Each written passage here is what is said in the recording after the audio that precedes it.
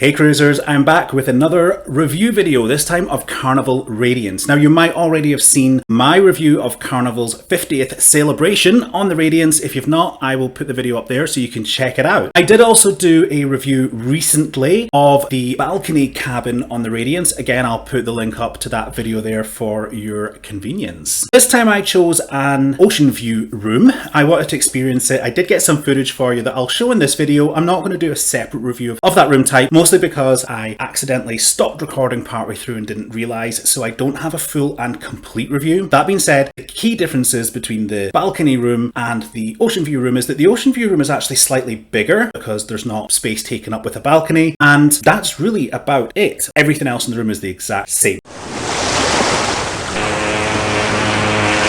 Carnival Radiance, what do you need to know?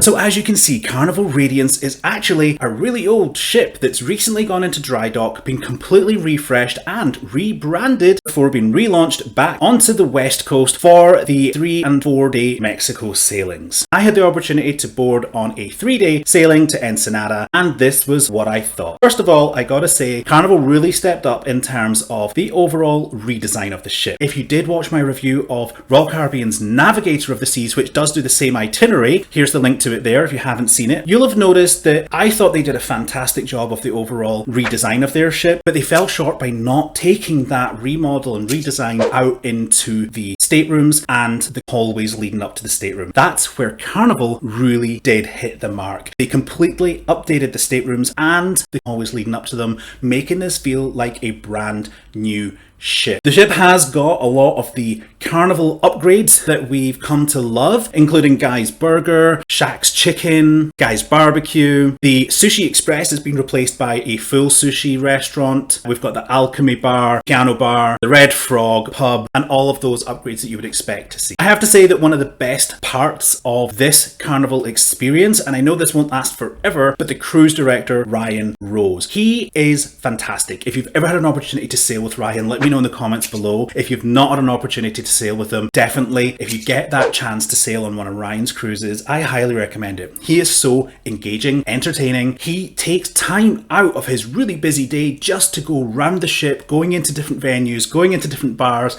high-fiving people, chatting to people, dancing with people, and really just engaging with all of the guests on board. I couldn't ask for more from a cruise director. He is so involved, he's so energetic, and he's so fun and so friendly. Great work, Ryan. I love sailing with you and I can't wait to sail with you again, which I will be. So overall, the Carnival Radiance was super comfortable. The cabins themselves, the beds are soft and supportive. The atmosphere on board, the bars on board and the restaurants on board are your typical Carnival atmosphere bars and restaurants. These 3-day cruises do tend to be nicknamed the Booze Cruise. They are very much a party atmosphere. The first time I sailed on the Radiance since the reopening of everything, it was only sailing at 35% capacity. However, it didn't feel like there was no atmosphere on board. That was something that I'd felt with Royal. It felt like a ghost ship at times. There was nobody there. That was at 30% capacity, by the way. So just roughly about the same number of people actually to be sailing at 35% capacity. It really didn't feel like there was no atmosphere. It felt like there was always something happening. I never felt bored, and I really just enjoyed what time I did have on board. One of my favorite things to do was to check out Ben in the Atrium Bar, which I think is actually called the Radiance Bar. He does this guitar set with loopers. Definitely check him out if he happens to be on board. He really gets the crowd going and is such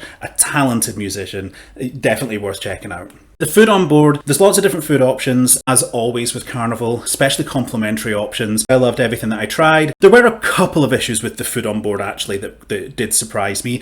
I have since sailed again on the Celebration cruise, and I must say that any issues I had on the first cruise were negated by the time I went on the second cruise. I do think that the issues with the food was down to the low occupancy, the low numbers of people. I don't think they were shifting the food quite as fast, which meant that the food wasn't really tasting as fresh. The main places I had that issue was Guy's Burgers, their fries were not very good at all the first time. Definitely massively, significantly improved by the next time I sailed. Also, at the Guy's Barbecue, the food just didn't taste fresh. It was like they'd reheated yesterday's, which to be fair, they probably had, because I don't think they are shifting a lot of food when you're only at 30-35% capacity. So that was really my only complaint on board the Radiance the first time. And again, to be clear, that's all been addressed. These issues do not exist anymore. So it's great to have a new ship for us here on the West Coast to explore, and I will definitely be sailing the Radiance again.